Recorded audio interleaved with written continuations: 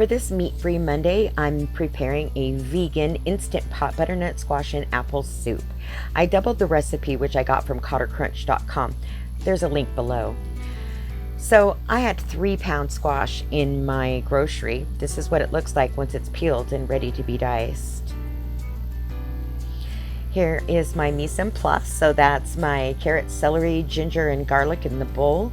And then I have my squash all diced and ready to go into the saute pan. I didn't have any fresh apples, so I substituted 2/3 of a cup of applesauce to replace the 2 apples.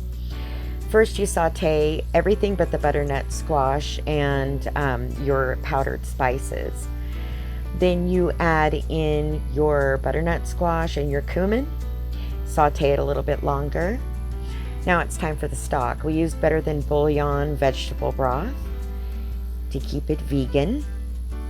This is what it looks like once it's been in the Instant Pot for about 12 minutes with a natural release.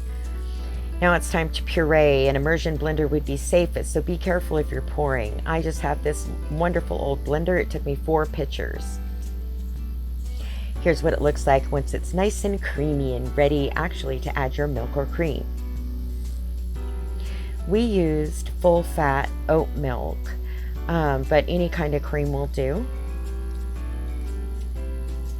This is once we add the other spices like paprika and hot curry powder, whatever you like to add. Oh, a little splash of nutmeg.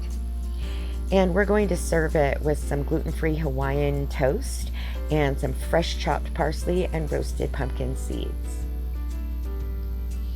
In the bowl and ready to be enjoyed. Doesn't that look delicious?